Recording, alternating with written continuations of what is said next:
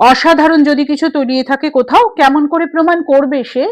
এমন কজন মেলে যারা তা ধরতে পারে? হ্যাঁ, আমি শান্তা, আমি ধরতে হয়তো পারি, তাই আমার চোখে ওই সাধারণ মানুষগুলো সাধারণ নয়, ওরাই আমার কাছে অসাধারণ। তাই সেই অসাধারণ, আমার জীবনে দেখা ওই অসাধারণ মানুষগুলোকে নিয়েই জীবন তোমার গল্প শোনাও তোমাদের কাছে নিয়ে আসি নতুন নতুন গল্প। আজকের গল্পের নায়িকা সোনিয়া, একটু বাদেই দেখাবো সোনিয়াকে। আর ওর জীবনের গল্পটা কেন এত আমার কাছে ইন্টারেস্টিং, কেন আমার কাছে অসাধারণ মনে হয়, সেই গল্পটাও তোমাদের সাথে শেয়ার করব। সোনার পালঙ্কের ঘরে লিখে রেখেছিলেন দ্বারে, যাও পাখি বলো তারে, সে যেন ভোলে না মরে। জীবন তোমার গল্প শোনাও, এখন আমরা পেয়েছি সোনিয়াকে। আর আমি এখন সোনিয়ার সাথে প্রচুর গল্প করব, আর সেটা আপনাদের সাথে শেয়ারও করব। আচ্ছা, প্রথম প্রশ্ন আমার সোনিয়ার কাছে জানতে ইচ্ছে করছে। এমনি তো ওকে আমি বহু বছর ধরে চিনি, মোটামুটি 18 বছর তো হয়েই গেছে। কিন্তু ওই গল্পটা, যেই প্রথম জার্মানিতে ওর আসার গল্প, মানে জার্মানি থেকে জার্নিটা সেটা আমি জানি, কিন্তু তার আগে যে গল্পটা ছিল সেটা আমি জানি না।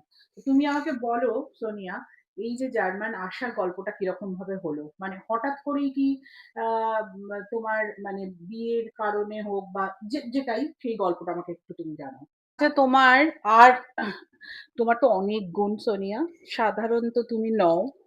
হুম। কিন্তু আমরা জনপ্রিয় নই বলো, আমাদের কোনো পপুলারিটি নেই। জনপ্রিয়? জনপ্রিয় হয় না মানুষ, কেউ সঙ্গীত শিল্পী, অভিনেতা, রাজনীতিবিদ। তুমি সোশ্যাল মিডিয়া যখন খোলো, তুমি কাদের দেখতে চাও? তুমি কোনো সাধারণ মানুষকে দেখতে চাইবে? যে আহ, স্বনামধন্য হয়েছে সেই রকম মানুষকেই আমরা খুঁজে খুঁজে তাকিয়ে দেখি না? না, আমি আসলে তাদেরকে খুঁজি না। আমার একটাই, আমার সোশ্যাল মিডিয়া ইউজ করে আমার মনে হয় যে আমার কাছে একটা ভালো লেখা পড়লে তখন আমার হুম, মনে হয় যে আমার, হুম। আমি তুমি ওইটা ফিল ভীষণ, করি। তোমার আরো একটা গুণ, ভীষণ ভালো লেখে। মানে এমন এমন না না ওর না, শব্দ এবং এমন ওর সাহিত্য, আমি সাহিত্য চর্চা আমি জানি না তুমি করো কিনা। তুমি প্রচুর পড়ো, চুপ, বই পড়ো খুব, চুপ। বই হুম, প্রচুর পড়ো। তুমি আগেও হুম, বলতে যে তোমার বই হুম। পড়ার একটা নেশা ছিল। আর লেখো, তুমি অসাধারণ লেখো।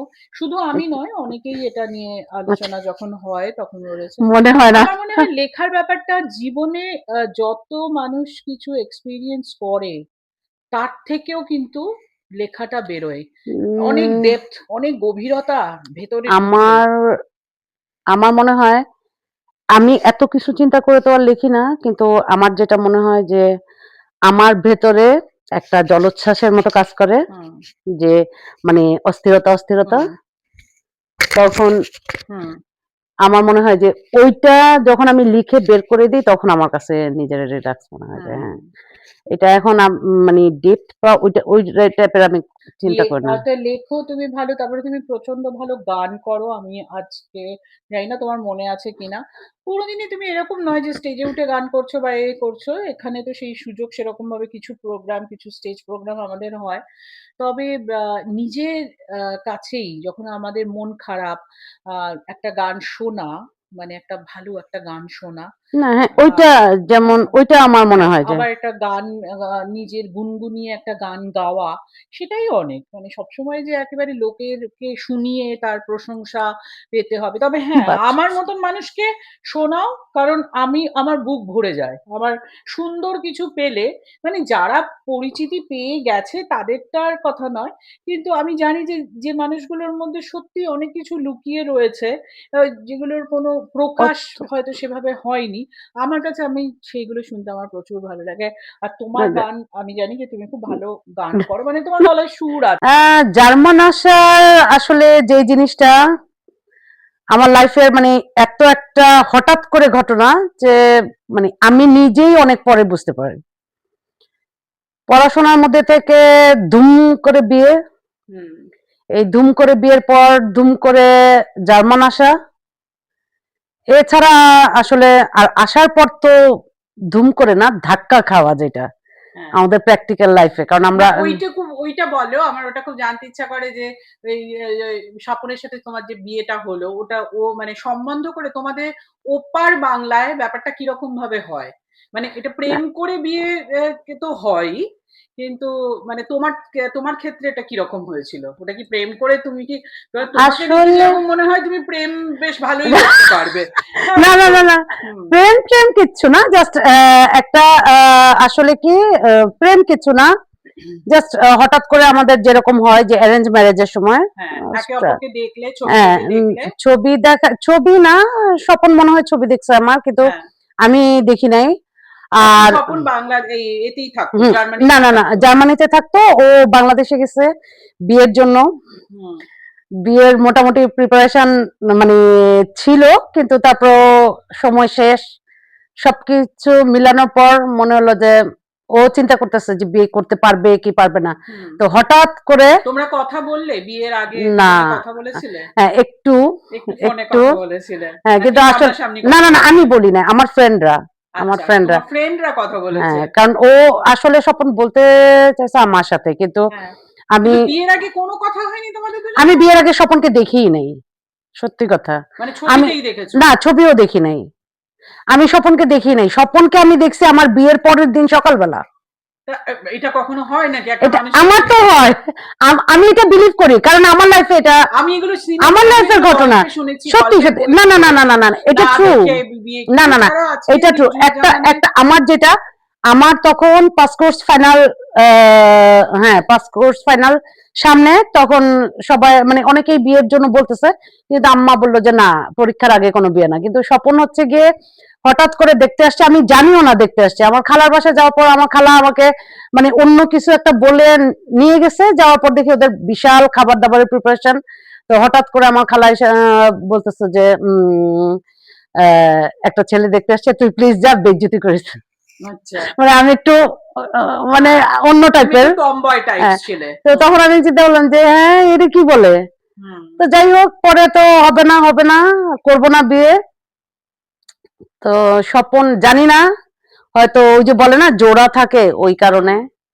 তো সেইখান থেকে তোমাদের বিয়ে হলো, হ্যাঁ, মানে ওই না দেখে, তারপরে কিন্তু পরের একটা দিনে আশ্চর্যের যখন, ব্যাপার হচ্ছে গিয়ে, হুম আমার শ্বশুর বাড়ি আজ পর্যন্ত এটা বিশ্বাস করে না যে আমার সাথে স্বপনের কোনোদিন দেখা হয় নাই। তাদের মানে আমার আর স্বপনের রিলেশনটা হ্যাঁ মানে সেকেন্ড দিন থেকেই এরকম, হ্যাঁ বিয়ের পরে থেকে এরকম, যে সবাই মনে করতো আমাদের মানে অনেক লং অনেক টাইম একটা দিনের একটা রিলেশনে। রিলেশনশিপ, হ্যাঁ, সেটা কিন্তু আমার মনে হয় আমি যতটুকু তোমাকে চিনি সেটা খানিকটা তোমার কারণে, কারণ খুব মানে বেশি আন্তরিকতা যেটাকে বলে, তুমি রিলেশনশিপের মধ্যে যে ওই নতুন বউ বা ওইরকম ব্যাপার বোধহয় তুমি খুব খুব ন্যাচারাল, না মানে হ্যাঁ, যে এটা কটাই হোক যেমন খুব ন্যাচারাল আমার থাকে। ওই বাসায় যাওয়ার পরে স্বপনের সাথে আমার প্রথম যেটা কথা হয়েছে সেটা হচ্ছে আমার খুব একটা খুঁতখুঁতানি হচ্ছে টাওয়াল নিয়ে। হুম টাওয়াল, আমার টাওয়াল আমি কয়েকটা টাওয়াল ইউজ করি, আমার সাবান আলাদা সবকিছু। তখন আমার ওই বাসায় যাওয়ার পরে একটাই মনে হয়েছে, টাওয়াল যদি ওইটা মানে এটা আচ্ছা, খুব মানে তারপরে এরকম। তুমি জার্মানি চলে এলে তাই হুম, তো, মানে বিয়ের পরে তোমরা ওখানে থাকোনি দুজনে? না না না না না না বিয়ের পর হ্যাঁ তো স্বপন তো 2 সপ্তাহ পরে চলে আসলো, হ্যাঁ তারপরে আমি 1 বছর পরে। আর তুমি তুমি বোধহয় বড়, তোমার বোধহয় বোন আছে আমি একটা আর একটা বড়, ভাই, তারপরে আমার ভাই, হুম, তারপরে আমার বোন। আর তুমি মার বেশি ক্লোজ নাকি বাবার বেশি ক্লোজ ছিলে? আমি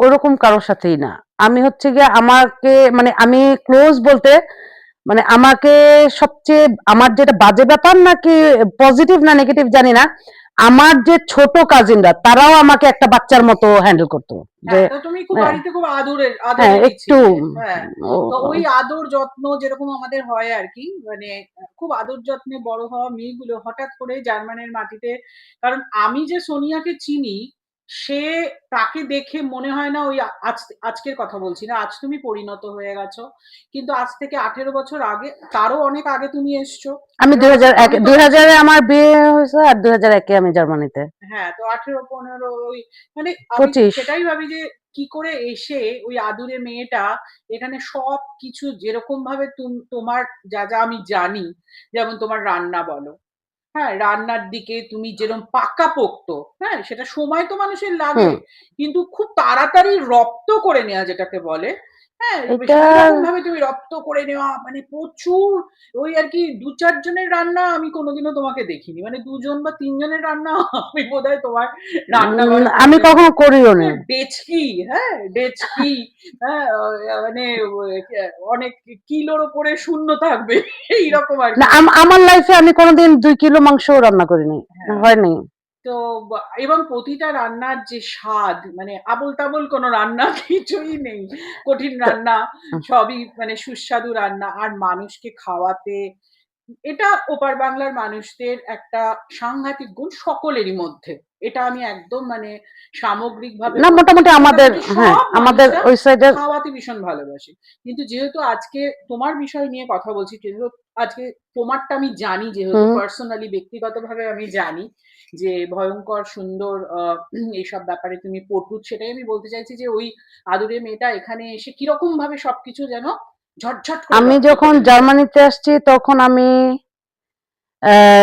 আমি বাংলাদেশেও ফেমাস খুব লেবু শরবতের জন্য, হুম। চা যেটা আমরা দুধ চা বলি ওইটার জন্য, আর নুডলস। কারণ পারতামই এই ৩ টা। হ্যাঁ, কিন্তু ওই এখন তুমি এখন এত কিছু আচ্ছা এখন এইটাতে গেল তো আমাদের তোমার রান্নার গুণ সত্যি মানে এত ওইটা কিন্তু সুস্বাদু। আমার যেটা মনে হয় আসলে আমাদের মোটামুটি এভারেজে সবাই টুকটাক রান্না করতে পারে, কিন্তু সবাই টেস্ট পায় কারণ অ্যাকচুয়ালি একদম অরিজিনাল যে বাংলাদেশের রান্নাটা, বা আপনি কথার কথা আপনি যে কলকাতার রান্নাটা আপনার মায়ের হাতের রান্না, বা ওইটা কিন্তু আপনি মানে আপনি এখন পাচ্ছেন না, যার কারণে আমি যেটা করতেছি ওইটাই আপনার কাছে কিন্তু মানে খুব বেশি মনে হচ্ছে যে মানে নিজের মতো বা নিজের পাওয়া। এটা আমার মনে হয় যে সবাই যতটুকুই রান্না করে আসলে ওই, আমার কথা আমি যেটা বলবো, আমার রান্না যতটুকু ভালো তার চেয়ে হচ্ছে গিয়ে বলে না ওই যে নাই দেশে ভ্যারুন বৃক্ষ একটা কথা বলে, হুম, এই টাইপের। মানে হুম। আমি যতটুকু রান্না করি বাংলাদেশে হয়তো এটা কোনো ইয়ে থাকতো না, কিন্তু এইখানের মানুষ ওই বাঙালি খাবারটা অতটা বেশি ইয়ে করতে পারে না দেখে হয়তো মনে না হয় না। বাংলাদেশের কথা তো আমি জানি না। আমাদের বাংলায় মানে কলকাতার আজকাল রান্না-বান্না করার চলটাই চলে গেছে। এখন আর গেলে বাসায় বা বাড়িতে কেউ রান্না করে তোমায় খাওয়াবে, না, এটা হ্যাঁ? এটা এটা বাংলাদেশেও একদম নাই, বাংলাদেশেও বাংলাদেশেও নেই। নাই। সেটাই আমি বলছি যে তুমি ওই দিক দিয়ে যদি কম্পেয়ার করো, আ আমার মনে হয় এখানে যে আমরা প্রবাসে না, থাকি আমি কিন্তু সাংঘাতিক শুধু যে বাঙালি ভদ্রকুলের রান্না করি মহিলারা। সেটা না, আমি এখন ধরেন মোটামুটি কোরিয়ান, ভিয়েতনামি, জাপানিজ, কারণ বাচ্চারা যেটা পছন্দ করে আমি সেটাই করি। আমার হুম, ধরেন সুভা তো মোটামুটি অর্ধেক কোরিয়ান। হ্যাঁ। তো যার কারণে আমার ফ্রিজের মোটামুটি অর্ধেক সাং কিন্তু কোরিয়ান সব মসলা, এমন কোনো কিছু নাই যে মসলা নাই। আর আরেকটা রান্নার যেটা সেটা একটা আমার একটু খুঁতখুঁতানি যেটা, যেমন আমি কোনো মসলা কিনে খাই না। মসলাটাকে বানাও তুমি নিজে। আমি নিজে একদম কমপ্লিট মসলা, হুম। কমপ্লিট মসলা আমার হাতে বানানো। এইজন্যই বোধহয় ওই সত্যিই একটা দারুণ কথা যে নিজের আ মেডিকেল ওয়ার্ল্ড ছেড়ে দাও। ডক্টর, মেডিসিন এইসব তো রয়েইছে। মানে কিন্তু নিজের ওয়াইফ যতক্ষণ তোমাকে সুস্থ রাখছে যে আমি ঠিক আছি, আ ওটা একটা কাজ করে। এটা একদম কারেক্ট। ডেফিনেটলি হ্যাঁ? করে, কারণ নিয়েই জীবন তোমার গল্প শোনাও তোমাদের কাছে নিয়ে আসি নতুন, নতুন গল্প।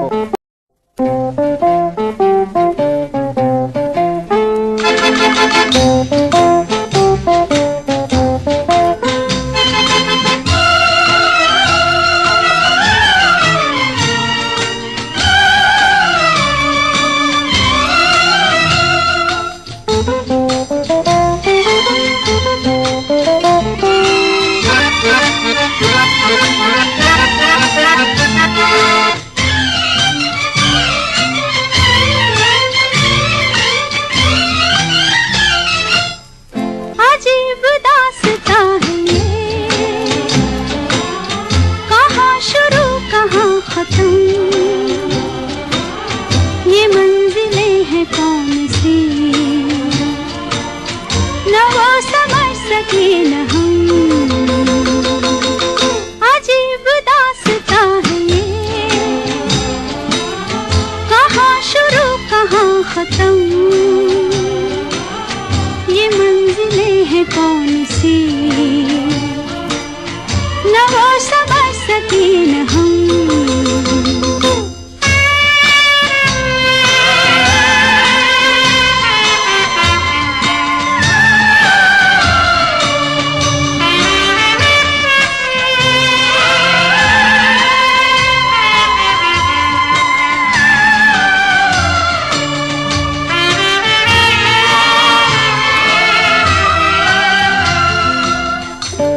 रोशनी